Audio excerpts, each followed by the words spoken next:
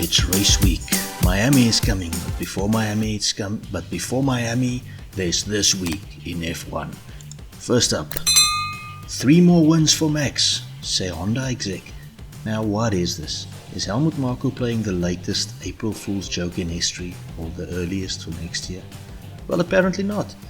Honda's managing director Mashishi Yamamoto has been quoted as saying, "I guess Max wants to keep the lead, especially after the races in Mexico and Brazil, and overall I think we'll be able to get 3 more wins." That's weirdly specific to claim 3 wins from 6 races by name, isn't it? Maybe the Japanese have a different way of doing than a poor, pale African fellow like me can understand, but the guy also said, in addition to the races I just mentioned, I think we'll be able to get success in Abu Dhabi, naming all 3. Wow, so he's claiming victory in 3 races by name out of 6 remaining. Ballsy move from a soon-to-be leaving the sport engine manufacturer. Only time will tell. Audi to buy Mclaren. Every guy who has at one time driven a City Golf or Polo was grinning from ear to ear with reports linking VW with an entry to Formula 1 appearing more and more often recently. However, in an apparent plot twist straight from Days of Our Lives, VW may be looking at buying Mclaren to do so. There appears to be some internal quarrelling between Audi and Porsche on how to enter the sport, and journalist Joe Sayward has been quoted as saying, "Audi and Porsche seem to have different ideas, with the first one that could point to the purchase of a team, and the second more interested in an exclusive partnership with an existing team, on the model of Mercedes with McLaren a few years ago. Wanting instead to buy a team for Audi, there are a few more options, for example Sauber, which is for sale, but of course I think Andretti's buying that one. The best team available would appear to be McLaren. It might sound like heresy, but McLaren is heavily in debt and has sold assets to improve their account. One could think of an association with Audi not only in sporting terms, but also in relation to technologies and road cars." Now what does this mean? Do both Audi and Porsche want to enter the sport? Does that make any sense? I'm sure even as a VW supporter that I would absolutely hate to see McLaren bought over by some big faceless giant corporation. But business is business. But most of this still seems like speculation, so I'll keep you updated as I find out more. Bye Petronas, or not. An impressive duo it has been, Mercedes and Petronas, and it may be gone or not. Petronas has been reported as set to exit the F1 partnership with Mercedes, meaning the silver, or rather the black arrow, may soon sport a new sponsor. Reports are linking Saudi oil giant Aramco with a link up with Mercedes, so the Totonator may not be crying himself to sleep over a possible divorce with Petronas. Petronas though have a long history in the sport, and different reports are claiming they're set to stay on with Mercedes.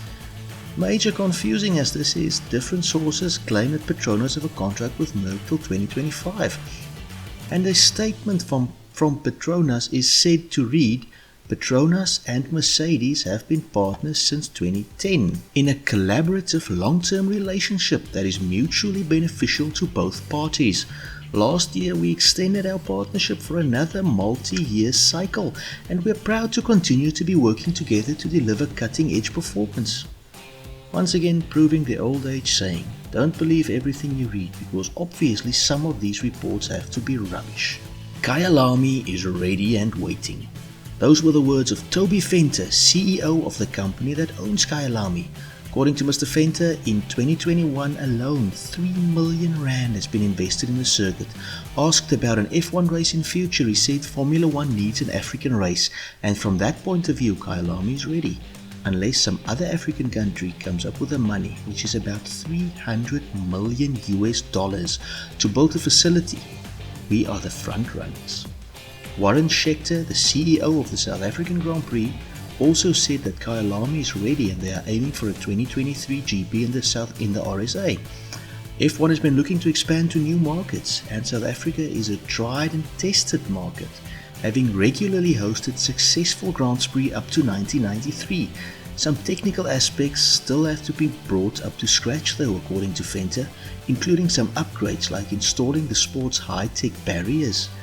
There's also a need for some more runoff areas to make it safer.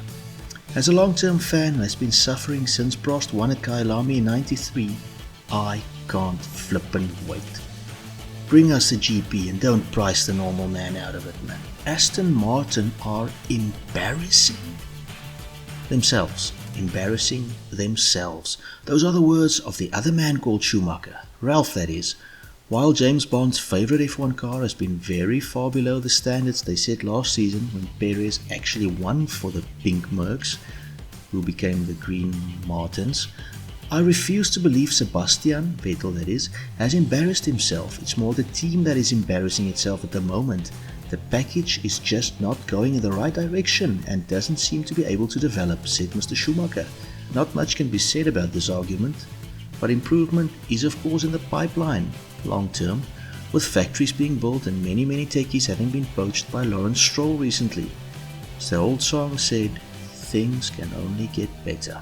Williams drooling over Mick Schumacher. Ooh, the irony.